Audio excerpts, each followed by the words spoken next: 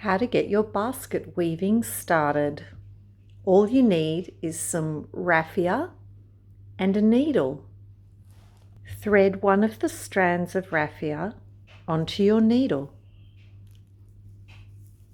Take about 5 strands of raffia and set the rest aside. Line the ends of your raffia up, doesn't have to be perfect, and loop them. So you just cross over the ends, so you've created a loop. If you're right-handed like me, hold the loop in your left hand, pick up your needle in your right hand, and send the needle through the loop. Now, bring that raffia through your fingers so you can stop it towards the end. Make sure that your thread goes over the cross, and then you're going to come back through the center of your loop again from bottom up. Pull it through until you have a small loop on the outside. Your needle is now above, so you are going to put it down through that loop you've created, and make sure that you are pulling it over the cross and you don't catch these threads. This is a blanket stitch, so we are going to go up again through the middle. It's like going through the middle of a donut. Before you pull it tight, you've created a loop, so go through the loop and pull it tight. We are going to do this 8 times.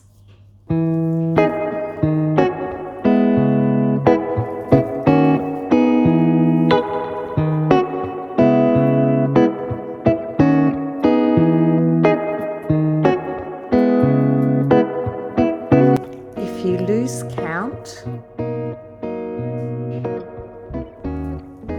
count them, work out how many more you need to do.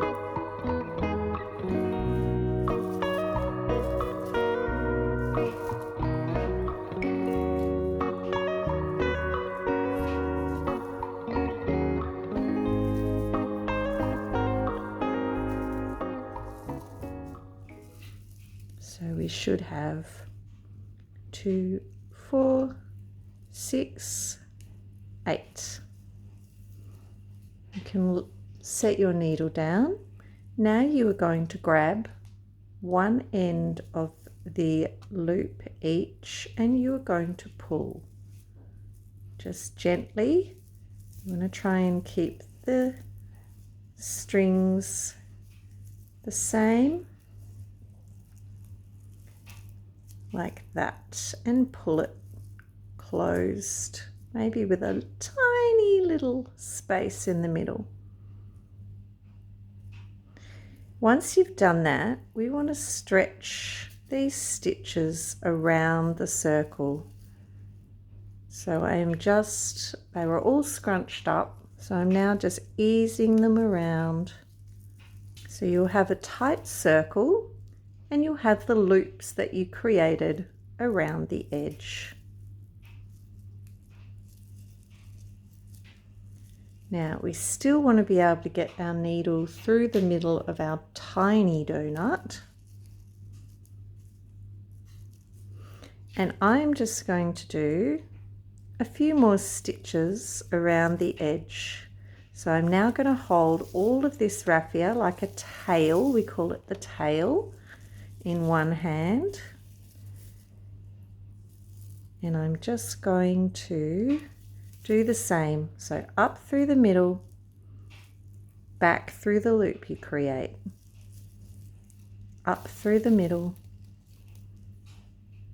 back through the loop. Up through the middle,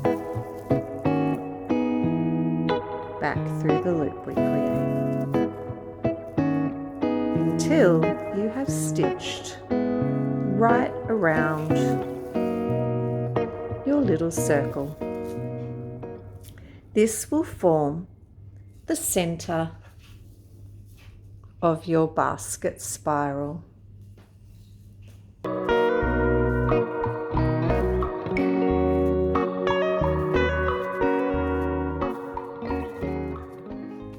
Once all of your tail ends are now meeting and you don't have room for any more stitching, you're ready to start the second row of stitching.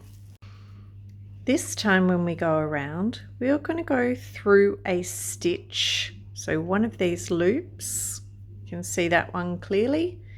You're going to come up through there as you go around. So we are going to go through the closest stitch here. I'll pull that away. And as we do it, we are going to hold the tail of the raffia in our left hand so that our stitch is catching it. Then we go through the loop. So it's exactly the same movement and stitching as before, but instead of going up through the middle of the donut, we are going through the stitch. Now, you go twice through the same stitch. So that's 2 times through that same stitch. If you miss one, it's no big deal, just adds to the character of your basket. So wherever you can see a loop that you can put your needle through, that's fine. It is not perfect, and that's what makes it a charming basket. So I've chosen my second stitch.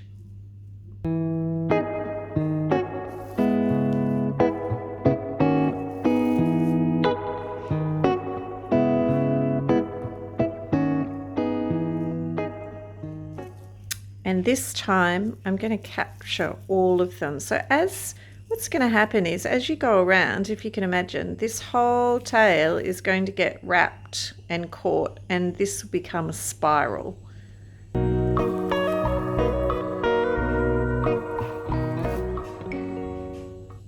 So again, go twice through the same hole. So 2 stitches, just make sure that it's nice, and you can see what's happening on the outside is you're getting the loops for the next time you come around. So there's a good one, there's another one. So that'll be, once you've come all the way around here, that'll be the next one, and it just keeps spiraling out.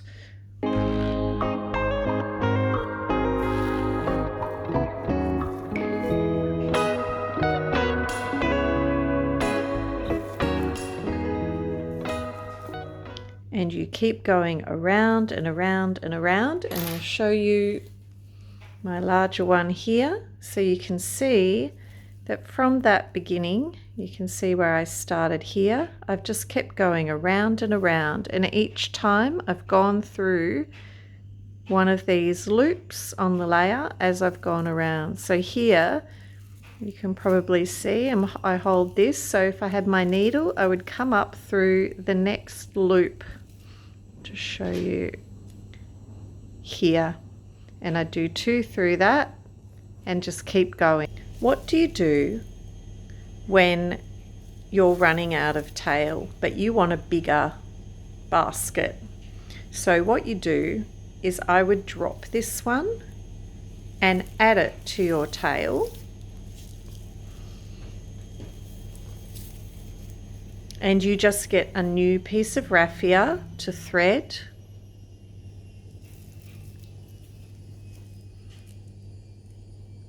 And then you start again through the next. So you are going to, and then leave another bit of long. So I've already added 2. So going up, through. Remember, 2 through each hole. Okay, and just check on this side that the next time you go, you're going to be catching that thread as well. So I'm going up through here.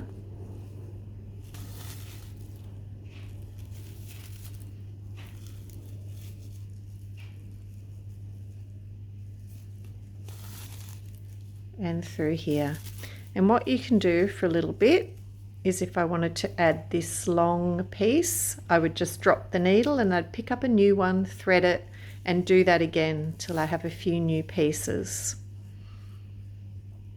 Now you might wonder, this is the base, what do you do when you want to start curving the sides of your basket? So all you do, instead of stacking it around the edge, is you start to move it in. So as you do that same movement going up, instead of putting the raffia on the side, you start to put it on the top.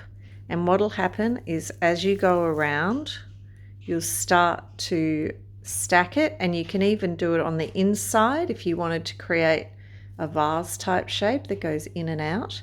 So depending on whether you hold your raffia here on top of the last row you did, or even on the inside, you can start to shape your basket. I like to think that the basket shape starts to reveal itself to you.